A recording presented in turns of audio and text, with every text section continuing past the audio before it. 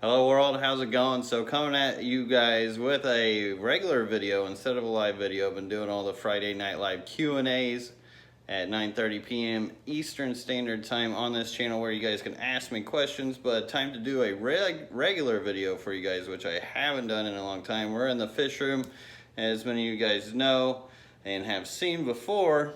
And this is one of 7 fish rooms. This is the garage area, but what I want to show you guys today is going on in this tank here where I have the 75 gallon and I have a ton of angustifolia hygrophila growing up out of it, and it is absolutely invaded by a ton of aphids, and it even comes over onto this side, which this absolutely looks amazing. And the plant has hopped over, as well as the Brazilian pennywort, but all over it are these tiny little bugs called aphids. So my girlfriend's freaking out. She doesn't like it because we got a lot of house plants too, so not really the best for house plants. So I'm gonna have to chop and cut this away. And it's kind of about due to, because if you look down here on this other side of the other tank, you see where it's all dying off. The other side actually looks pretty good.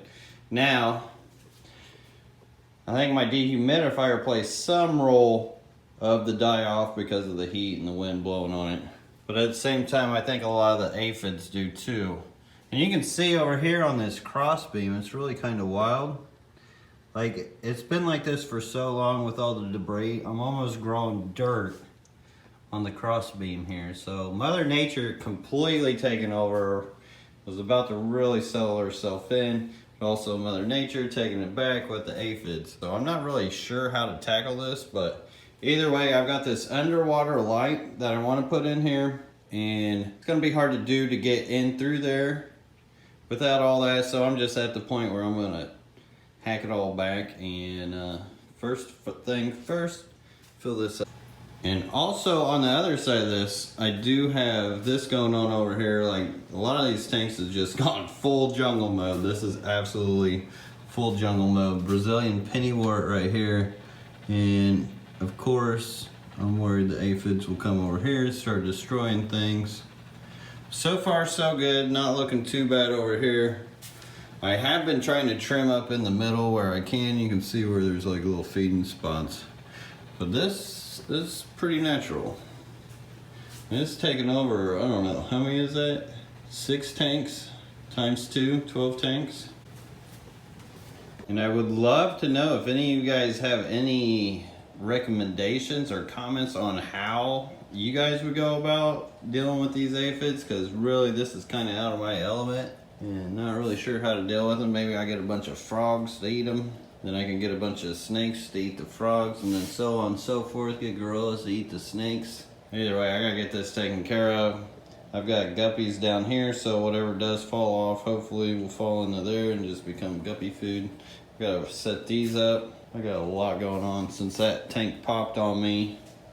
Oof. I do have it filling right now, but yeah, it's gonna be a mission cutting all this out without getting those everywhere. It's gonna be a mess. So saying that, I probably won't videotape much of cutting this out. And it's such a shame. You guys can see how beautiful it is on this side, which I'm gonna end up cutting it all the way out and down to the stalks towards the bottom of the water. See here where it's flowering, it's got some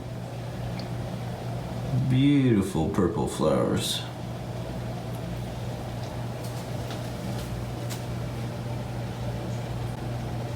Absolutely beautiful. And the big reason I got all these aphids is just for the pure fact that it is in the garage. It's absolutely cold here, so they needed somewhere to go. I had all these beautiful plants growing up and out of the water for them to latch onto, and that's exactly what they did. Now in the inside of the fish room, luckily I don't have this issue anywhere inside, so that's why I'm trying to nip it before it gets out of control. And once again on this side as well, another guppy, 75 full. So these guys should get some nice snakes. And also I was topping off some other tanks up here. You can actually see some baby dwarf neon rainbow fish there. But anyways, there was some aphids sitting on top of these Taiwan lily leaves, so I just put a paper towel over it, and hopefully these guys will get them, or they'll either meet their demise under the water, unfortunately. I have been looking at the other leaves, just making sure I didn't see anything else. They are trying to travel. As you can see here, the stalk is pretty stemmy too, so I think I'll have to get the chainsaw out. And of course, the tool I need is out here. See, the pond's still doing their things. You can see where they're still warm. I gotta get into this. The big pond's frozen too. A little bit of it's thawed out over here. But most of this is all frozen, even the waterfalls. I'm crazy.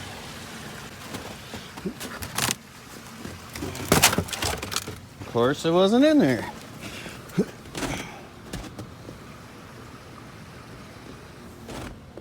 So Sarah found what I need, but I guess it's frozen in here. Oh yeah, there they are. Frozen in this bucket, because this was in the greenhouse, but the roof caved in on the greenhouse, and you know, it's a nice bucket. So we'll wait for that, that's all. Alright, these should help. And I set up a bucket with a trash bag. That way it doesn't get everywhere. Oh, hey kitty. And I can't hold the camera and trim these at the same time, so I figured I'd go ahead and narrate for you guys. Here's a nice close-up of the aphids. And as you can see here, I'm trimming little by little. If I were to just rip that all out, I'm sure the bugs would just go all over the place. It could just be a mess, but cutting it in those short pieces just made it a lot more manageable. And as you can see here, it was growing into the light. I found that to be the case all over the place. It was just all intertwined with the light, which was really gnarly. Now with these LEDs that we have, they run a lot cooler, so I didn't have to run the risk of fire. Now if you did have like an incandescent bulb or something, that could be problematic, but with these LEDs, they run cold, so didn't really have that issue. But yeah, definitely with the smaller pieces, made it a lot more manageable. Cutting them up in that bucket, as you can see, I'm moving fairly quick here. Granted, that is a time lapse. But it did take me quite some time to actually finish, and everything that was going over the edge there would end up in that guppy tank. I didn't notice any of the bugs really like trying to get away or fly away or anything like that. They pretty much stuck to the branches there, so that wasn't too bad. I'm definitely glad that that wasn't the case, because it made it so much easier to not like really be weirded out about them crawling on me and whatnot. I didn't really feel like that, and it really wasn't that bad as far as containing them. In this shot, you can actually see the roots. That was growing up in the lights like that. Those roots were actually attached to the bulbs like that. And then in here, you can see I finally got done with this first 75. Yeah, looking kind of bare, and a lot of leaf litter left. Now, you guys want to talk about natural aquariums? It really doesn't get any more natural than this. Let me remind you guys, this has a discus in it, tetras in it, catfish in it, plecos in it, corycats in it, all kinds of plants underneath that you can't see. Hold on. Flashlight doesn't help that much, but you got like crypt parva, you got some manubias, all underneath this where you can see there's like little to no light. Oh, there's a killifish. I'll be dang. When did he get in there? That's cool. So killifish, discus, tetras, plecos. There's corycats in here, but you can see how thick that mulm is from all the debris of leaves and other things kicking in there. So you probably got all kinds of things that spawn within this media too. I know it's super hard to see, but you can kind of see there. That's pretty natural substrate. Pleco likes to hide in it. It looks like that black neon tetras have been colony breeding in here too.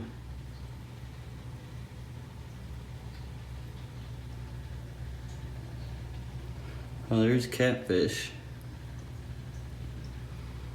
And a lot of people wonder what temperature I keep these guys at. 76 degrees, and that's no filter, discus, all that stuff. I mean, that's a pretty natural wild aquarium if you ask me. You can see all the aphids still everywhere. So I'm probably gonna still have to clean all this up and out. Still gotta get to that side, which that side's absolutely beautiful. You can see here, this will be next. This is mostly just different types of rainbow fish. Some nice moss. There's some fern, anubias in there.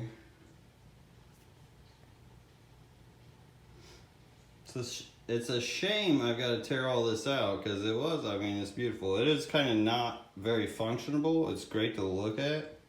Like getting in and out to get fish is pretty much impractical, so not really doing much for me anyways, but still neat nonetheless.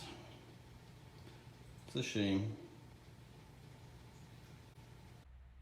And now to start on this side, which I'm not gonna go fully over like the other side, but this is pretty wild. Look at this piece coming out of the light. Like I said, it was all over the place like that. Now with the Brazilian pennywort, after I got all that out, it was a little different where I just had to kind of trim off down and around, just yank out what I could. You can see there I'm just trimming towards the top of the water, that way it can grow back down. I can shove that back into the water and eventually get some new growth, but at least get all of what those aphids are sitting on. And you can see how it just stretches and stretches.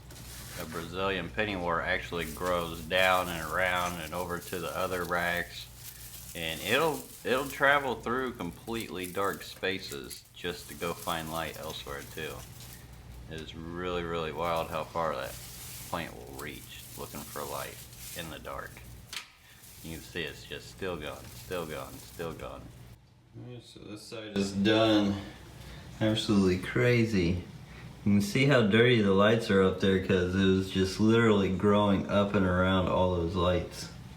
This is my normal view on this tank. These lights are out, and this took a lot longer than I thought. But anyways, this looks really weird now. Considering you can see all the way through there. I haven't seen all the way through there in a long, long, long time. What do you think, guy? Crazy. You can see the aphids are still hanging on in here. Have to make them fish food soon. Gotta get all this leaf debris out of here. That'll be a mission too. Look at that rainbow. It's pretty cool. And to just get rid of this debris, I'm just gonna sift it on out with my hands.